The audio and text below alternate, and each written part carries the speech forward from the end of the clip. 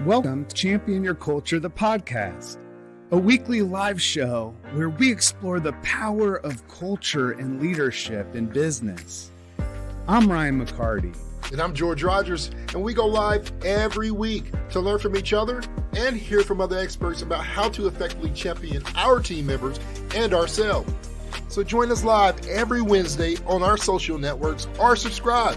You can listen to Apple, Spotify, and Google Podcasts. Now, let's champion your culture. Hey, George, what's happening, man? Champion Your Culture is back for another week.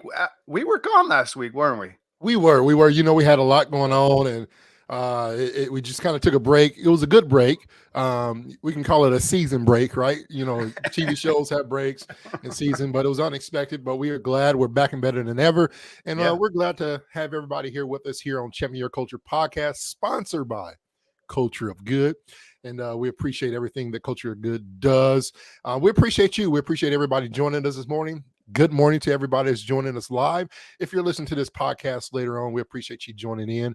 As always, please do Ryan and I a favor.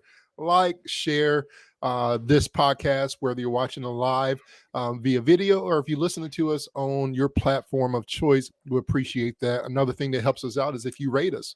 Help the ratings go up. It tells the platform, hey, we appreciate the content that's been good out there. So if it's good or even if it's bad, give us one more try, and we'll do our best to bring you content that is inspiring you and also really giving you some good strategies and processes to help you along the way. Ryan, how you feeling, my brother? How you feeling? I'm feeling good, man. Well, you know why? Why is that? 26 years today, man. I'm celebrating my beautiful bride, Katara, and us are celebrating 26 years. Wow, that is awesome. I'll give that a round of applause. I want to go a flashback. I wish I had a video queued up here. I wasn't prepared for that, but I remember, a couple of months ago, back in October, we had the beautiful Katara on our podcast, and we were talking to her about her platform, Excel app. I know that's going to be coming up. We got to have her back to talk about that in the future. And I remember you mentioning your anniversary, and she's like, we don't speak it until it actually happens. So, it's happy. Yeah, I know exactly. Anniversary today. That's right. I forgot about that. Gives you permission to honor the anniversary today because it is the day. Oh yeah, she's like, you don't get to throw your hands up till you finish the finish line, right? Like once we get to 26, then you can say we made 26. Yeah, because listen, everything is so uncertain in life, but to be able to have someone that has been with me for that long, it's just a joy, and so tonight we're gonna do some dinner and hang out and have a good time, man. She's my best friend, so people, let me tell you about my best friend. I was gonna sing reunite, but and it feels so good, but I was gonna sing it as like anniversary. Oh no, that wasn't it. It's our anniversary. Yeah. Is that Tony? Yeah. Man, don't get me back in the jukebox. See, we got to focus. We can start a new jukebox podcast where we just we talk and whatever word comes out, we got to sing a song on it. Oh yeah, how long that lasts. Go ahead, throw me a word. Let's try it real quick. Let's do. Throw a word out. Love. Love. L is for the way you look at me. O is for the only one I see. Okay, I'll stop. All right. I was thinking of an old school R&B song. My love. Yeah, I'll start right there. I got the voice of an angel. The angel just died. Wasn't the devil an angel at one point? I'm kidding. Yeah. All right. Yeah. So today, yes, really, really powerful idea that we've been talking about the last couple of times. Hey, we got Kenneth in the chat. Is Kenneth wanting to sing with us, man? We should bring Kenneth in. He said, listen, stick to podcasting. Let's not sing. We're definitely not going to get any views off of that. And we want to give a shout out to everybody that's joining us everywhere you are. If you are live with us, chime in, chat. If you have questions about the things that we're talking about, or you got a question in general, we'll try to answer those, whether it's live or maybe later on after that as well. Shout out to Brian. Brian, all the way from Hawaii, is checking us out. We appreciate that. Incredible. With everybody else that's joining us live, we appreciate every one of y'all. I just want to shout out Brian there because he's finally checking in live. So what's good? Very cool. Very cool. Yeah, we're so excited every week because to go live, obviously, a lot of times my hands are sweating, and I'm like, all right, is everything going to work right? Am I going to hit the right video? The first time I did a podcast, even before we did one together, the whole back screen fell down behind me. It was just an absolute mess. So, yeah, it's certainly fun to come live and to have all of our audience that watches live with us, and like George said, if you ever miss one, you can listen in anytime. So we appreciate it. Mentoring, George, what does that meant, man? Because like mentoring for me is all about really a culture of people pouring into people, right? Like investing. I know back in the day when you and I were both pastors, we used to have the each one reach one or each one teach one model, right? It's really about just like if I'm a leader, it's not just about leading projects, it's about leading people, right? Yeah. And so how am I investing myself into someone else? I mean, really, that's what mentorship is all about, right? And I know we're talking about standing up and launching an actual mentorship program, but at the end of the day, if you don't have people that want to invest in other people, then there's really no framework in which to really establish any type of mentorship at work, because it's just not there. But when we start to build that culture where people are investing in others, and where we see that our major contribution isn't just toward what can I get accomplished at work, but who can I raise up, right? Like that's kind of that whole idea, is like raising up that next generation or that next group of team members that come in. Like every single time someone gets hired into our business, someone should be connected with them. They should have someone connected into their life where there's a form of or method of mentorship available to them, right? Like that's what people are longing for, not just a paycheck, even not just purpose. I mean, with culture of good, we talk about going out and doing good. Obviously, that's a major component of what team members and potential talent is looking for recruitment. But what it really comes down to is when I come into work, I want to know, do I have opportunity to grow in my skills, abilities, and knowledge? Like, how am I going to be a better person having worked here? How am I going to be better at my job? How are my skills going to be developed? How am I going to have greater ability to accomplish even greater things, whether I stay at this workplace or not? But ultimately, people stay where they're celebrated, where they're invested in, and where they know somebody, at least one person to two people, really, really care about them and their future, right? So mentorship is tied directly to retention, because I stick around when I know people want me to, right? But if no one's investing in me and no one's caring about my development, then it's pretty obvious that I'm there just as another cog in a wheel just to get the work done. Yeah, I think it's the power of connection, right? At the end of the day, we're not meant to be alone or do this thing called life alone. And I think when it comes to the workplace, Ryan, uh, the power of mentorship, and what it opens, right? We talk about the things that, the lack of leadership and the lack of connecting Mm, with your employees and engaging with them, and the lack of fulfillment and the lack of them understanding what they do but having no clue why they do all those things, the, mm, the negativity that it brings. The power of mentorship, and let's say the power of influence and connectability, right, mm. is what it then leads to. In a research, the Lighthouse Research and Advisory, we want to shout out Ben Eubanks, What's and up, the Ben? team there. When it came to asking employees which of the following do they wish they had access to as a manager, right?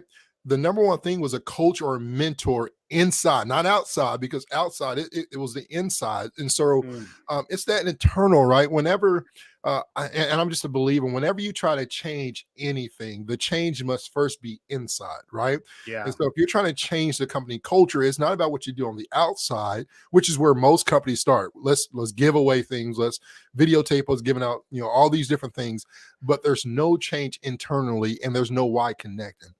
When it comes to mentorship, Ryan, I think that inside the organization, leadership, influence, and power that it brings is so vital because it changes the level of vulnerability. It changes the level of your mindset.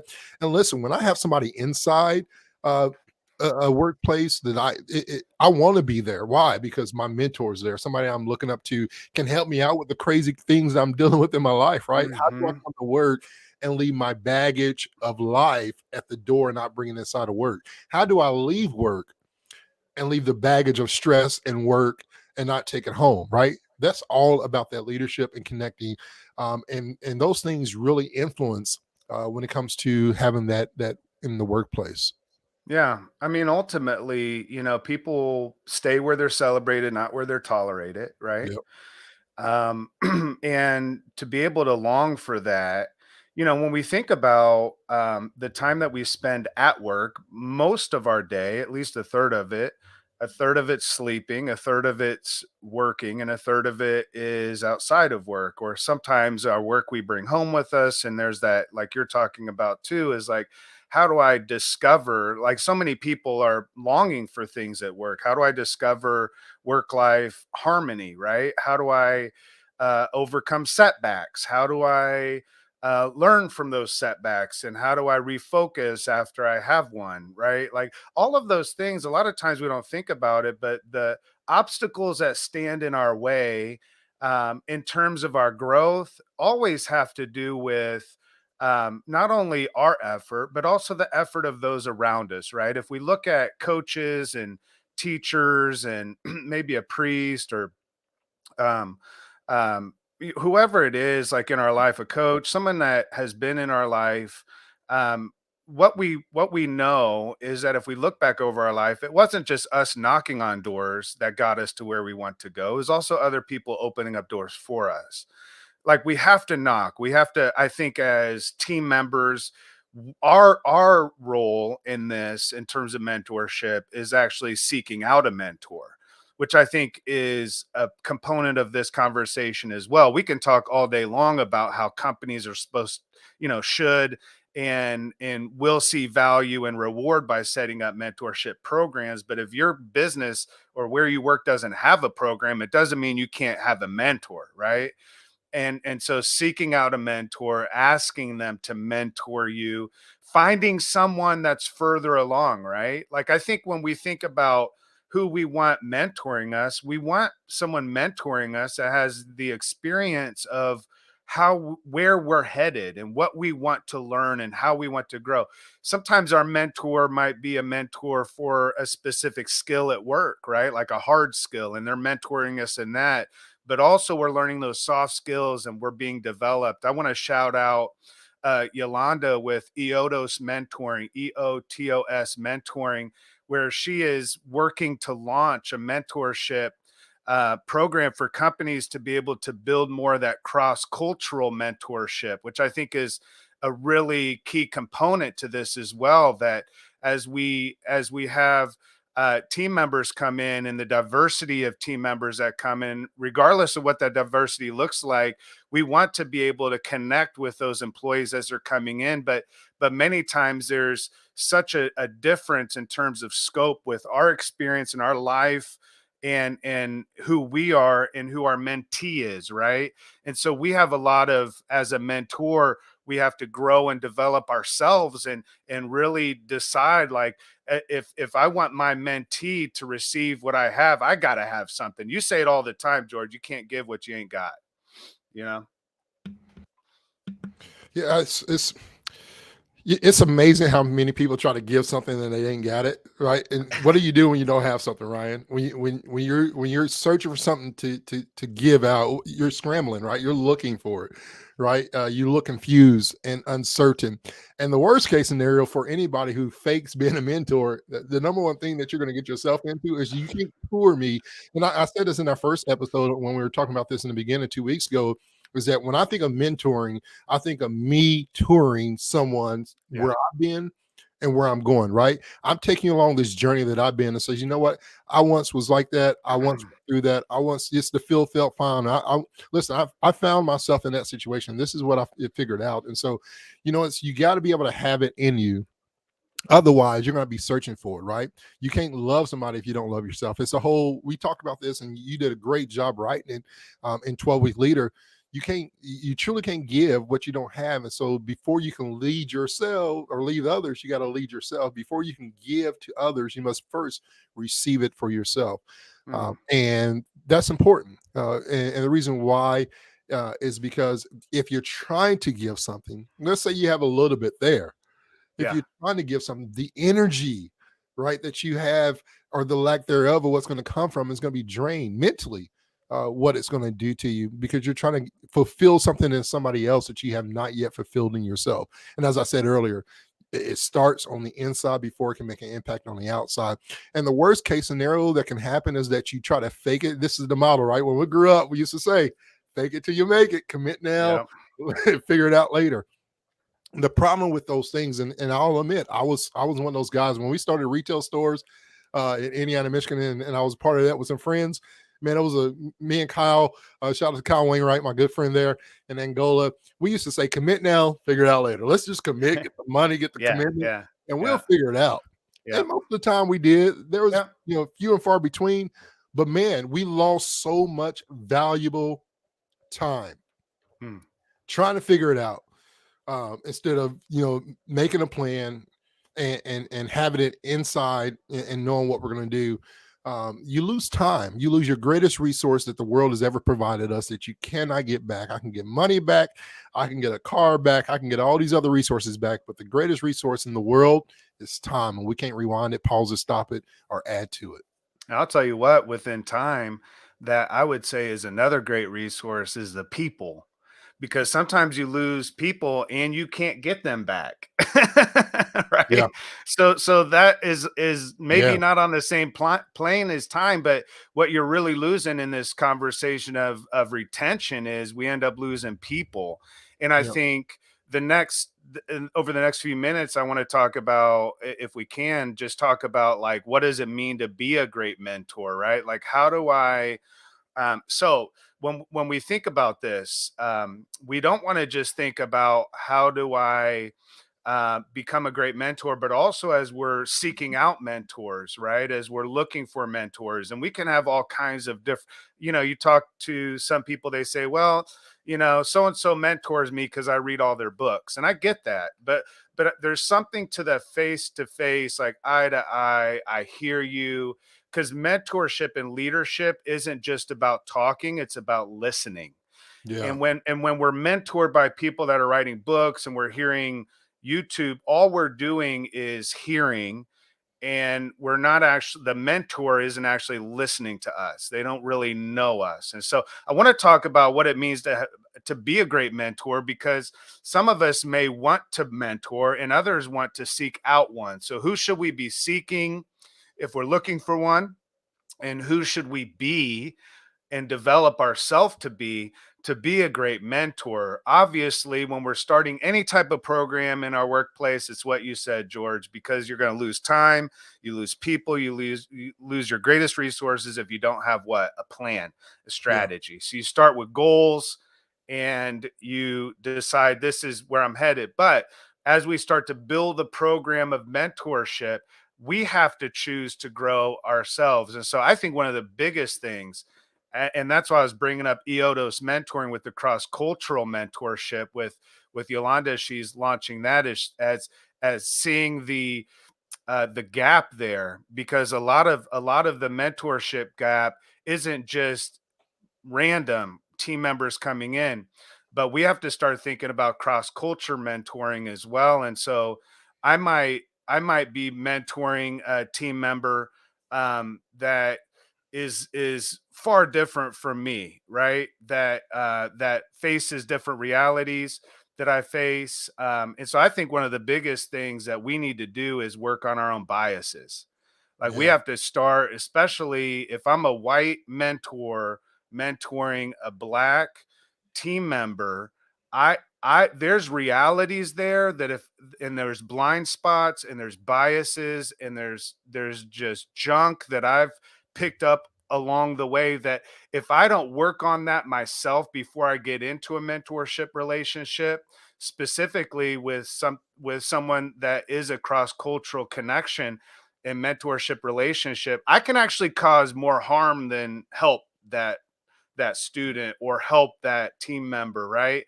So I've got Yeah. to work on my own biases. And I would encourage anyone out there that even wants to embark on that to begin there, like getting yourself into a place where you are fully in a space where you can impact that mentee without causing harm due to blind spots, biases, additional realities that come to light, that within a mentor relationship, if that mentee is coming in and we're talking and there's you Yeah. know un un like there's just the realities there around like microaggressions and things that could be said that actually could cause harm. Yeah. So we're getting practical here, but working on our own biases, I think, is really major.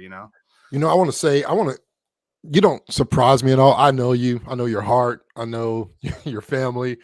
But I do appreciate you, Ryan, for bringing that up, because a lot of people, when they think of mentorship, when they think of coaching, when they think of leadership, they think foundation. They don't think roots. And Mm, when you don't deal with roots, right? Weeds are not always a negative thing. Weeds is a sign of a lack of being taken care of, right? When you have mhm, weeds in your garden, it's negligence. You're not taking care of the garden. right. Um, and a lot of times we don't deal with roots of things, and we try to become and do things sure that we're gifted, that we're talented, we've been blessed beyond measure to do speaking, whatever it may be, creativity, coaching. You're a hell of a coach, you're a hell of a friend. But who is Ryan if he doesn't dig from within, right? That kind Right, of right, rhyme. right. Need Yeah, to go back to put that in a rap. But who are you? Who the hell are you, yeah, Ryan, if yeah, you don't deal with the yeah. roots of your issues, right? If you don't deal with your pain, your microaggressions, your biases, your lack of ignorance, or the ignorance that you may have towards Absolutely. And my racism own in my your own my own racism too. yeah, Like I yeah. did Speak on it. Truth. Layla Saad's book, Me and White Supremacy. People Yeah, don't like that title of the book. We'll get past the title and do the work, like right. there's if a title of a book holds you back from dealing with your racism, I don't know what to tell you. Yeah, Like if that's all yeah, it takes to keep you from doing your work, we have got to, regardless of what it is. I have biases, um, toward those that may have potential learning uh, challenges or physical challenges, that need to be, addressed. And realities there, that is if we're asking people to fully show up as fully themselves as mentors, we have to be prepared to engage yeah, with the full person, right? yeah, You're talking about, let's stop this surface shit. Let's yeah, stop acting like we're just like doing all this like foundational stuff, and let's really get deep inside and say, am I even ready to mentor? And I'm not suggesting that we have to be perfect people, but not at all. I, yeah, we got to work on those biases. Another piece of it too, I think, George, is like, do I exemplify integrity? Is there accountability, right? Like I don't want a mentor that I need to give advice, life advice to as a Yeah, mentee, like I want a mentor that exemplifies a life I want to live. Like I want to see integrity when they say they're going to do something. If they mess it up, they apologize, and they they admit to their failures, right? That's all integrity. It's not being perfect. It's saying, as a mentor, like I'm really working on me and I'm developing me, and there's accountability in my life as well as a mentor. I think that's so important, because like if we don't know our own values and we can't be an example of our own values, how can we mentor someone else? yeah. Yeah, exactly. So, I mean, talking about some of those values, we got 5 minutes, and once again, Champion Your Culture podcast with Ryan and George, sponsored by Culture Good. We appreciate that. Data and research, also by Lighthouse Research and Advisory. Ryan, when we're working, you talk about working on the bias and a great mentor. How does this connect with creating a good culture, and what does that mean about those things? We talk about some of those characteristics, right? Exemplifying integrity. That's probably a good one, right? You got to have some integrity. A mentor only has merit when exemplifying and having that accountability to their values. We talk about that a lot with Culture Good, how your values should be a part of every decision that you do.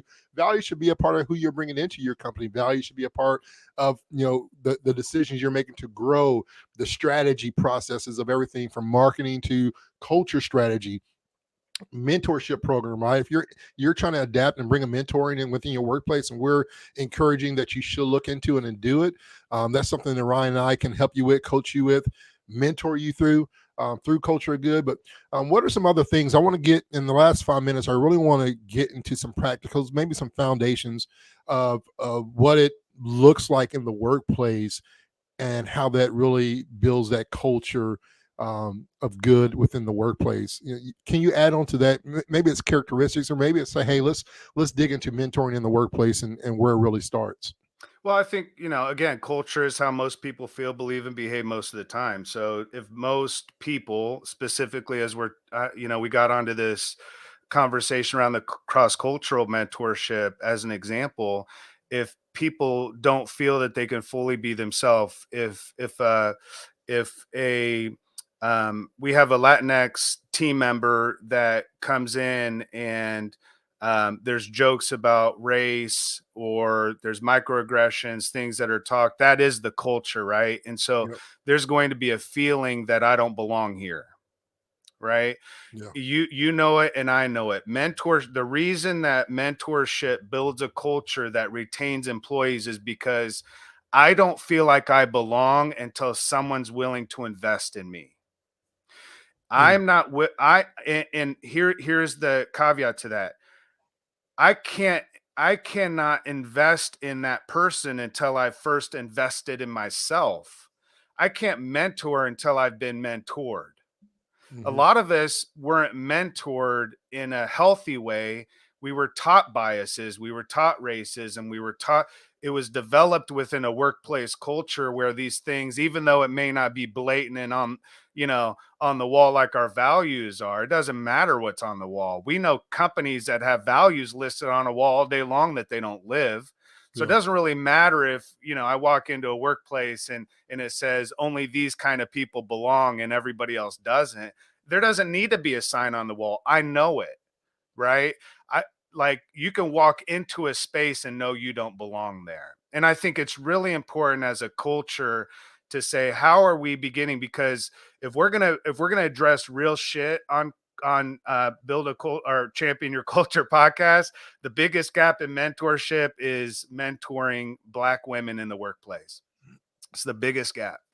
It's the biggest gap. And I think companies that want to build diversity have to go beyond just saying our value is diversity. That Yeah. we have got to start addressing the stuff that's harmful to our team members, that and begin addressing that inside of ourselves so that we can fully show up and mentor in a way that provides ongoing direction, guidance, an exemplary process that a mentee can say, you know what?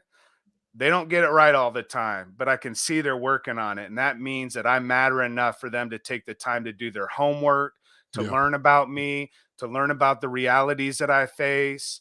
I spent a few hours with my sister yesterday. She had a brain tumor and had that removed, and she's not as mobile as she used to be, and it's really difficult for her. And it takes more time for me, right, to deal with the walker and this and that, and but you know what? I don't even think about it. Yesterday she kept saying thank you, thank you, thank you, thank you so many times, and I told her after a while, I was like, can you stop saying thank you, yo? I'm just doing what I want to do, yo. You Yeah. don't have to thank me for what I want to do. Yeah. And mentorship shouldn't look like an add-on. to a culture. Mentorship should be really how leadership is exemplified within the workplace, right? Because leadership is setting an example. That's what it is. Whatever I'm setting an example in, I'm going to lead people that direction. So I can be a leader that's harmful. I can be a leader that's helpful. If I'm a leader that's helpful, I'm setting an example that others can follow.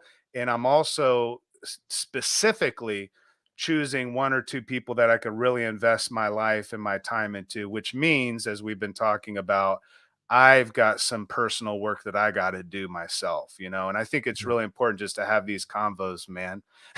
Yeah, it is. It is. It is. It's so valuable. So I'll end it with this on my part when it comes to what I believe for those who are interested in creating some type of mentorship program.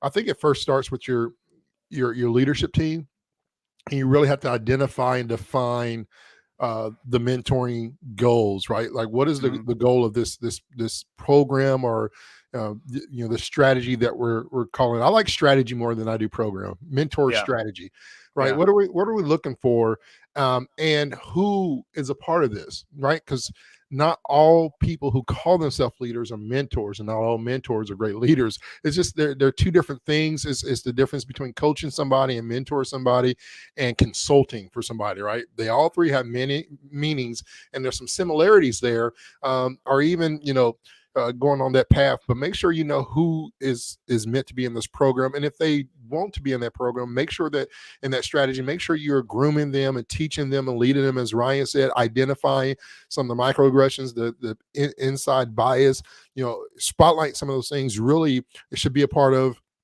your leadership mentors. Your mentors should be going through those things before you bring in mentees for them. Decide what type of mentorship you want to offer. What does this look like? Is this workplace mentorship? Is it life? Is it a little bit of everything? If so, make sure you have the right coaching, that you're developing what this is going to look like, and outline the mentor process, right? The process, how long is this going to go? Is this a 6 month? Is this a 6 week? And really then select that. And I would say this, and I'll challenge you this, and it goes with what Ryan was said about his personal bias and things of that nature. Don't try to line George up with another George. And what I mean by that is, don't try to put a black man with another black man just for the sake of that. Just Listen, because, if you're uncomfortable with somebody outside of your race because you don't know or dealt with those things, you need to be comfortable being deal with uncomfortable. It's 2023. It is 2023, and you may be a reason that ... I'll just leave it at that. Right. You really ensure that your program is equitable. When I say equitable, I'm not talking about from the fine. I'm saying make sure there's fruit. In that. That works for everybody. That works exactly for everybody. And it should work more for the mentee. Now, I'll say this, and I'll end it with this, Ryan. I mentored and coached hundreds of people, 20 plus years, 14 years in a nonprofit organization. And I've coached, mentored, loved people most of my life, right? To the detriment sometimes of my own health. Right. We're speaking from experience when we say, if you don't got it, you can't give it. And if you try to give it, you're going to starve yourself. Yeah. And I'll say this. I've been more impacted giving, not to be seen, but just to be giving and mentoring and coaching people. I've learned more by naturally just mentoring from that person and that experience, right? We're going on this tour together, and it's impacted me more than anything. And it's not necessarily because of what they've done. It's most of the time because of in regards to what they're saying to me. It's most of the time seeing that journey of, man, we were here. That's who they are. Yeah. And now we're here. Yeah. And so understanding who they are. And then as we talk about in self-leadership, Ryan, who do I want to be when I get there? They don't have a clue, but when they get there, we can say, man, look at this young lady, look at this young man. This is where you were. This is where you are. Wow. Yeah. You did that. You did that. Not me. Yeah. We were just touring. We were just a guy. You experienced that life. You went through that journey. And so, I'll shut up the rant there, man. I appreciate this conversation. We can, as always, every conversation, we can keep on going deeper and deeper and deeper on. Of course. But listen, those are some of the foundations, things that I will give, some practical principles when it comes to creating that mentorship. If you want more information, or you'd like to speak to Ryan and I, you can check us out on culturegood.com. For sure. And we can get you more information. You can set up a call there as well. And yeah, Ryan, you got anything you want to end with, man? Yeah, just a big challenge. Real quick, reach out to a mentor you had in your past that you haven't connected with for a long time and just thank them.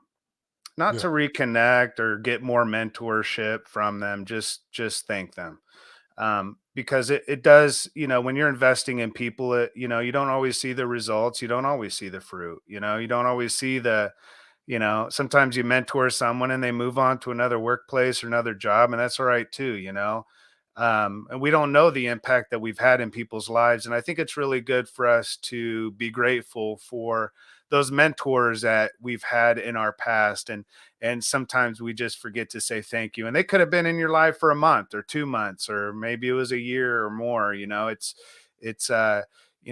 people are in our lives for different seasons and for different reasons, man. And we need to be grateful. So yeah. So let's end this talk on mentorship with gratefulness. As always, like George said, Mm. reach out to us on culturegood.com. George, we're trying to get out there and spread the message about our co-keynote, getting on stage together and speaking about all this stuff. We talk about champion your culture and leadership. If somebody has an event out there, we want to get on stage. Like, we're dying to get out there and speak. George and I, all we did for probably almost 2 decades of our life each were speaking every single week. And we would love to be up there together at Yeah. your next event. Reach out to us for that. We got to jump off here, George. Listen, I love you, man. And I want to send love out to everybody that joined us today. Thank you so much for joining us on Champion Your Culture podcast. As always, we will be back with you next week. Good Lord willing, the creek don't rise. Hey, I'm excited, man. It's been a great show. Appreciate everybody out there. Thank you always for the audience who are listening to us. And as always, please like, rate, subscribe on any platform. We appreciate you joining us here on Champion your culture. Peace.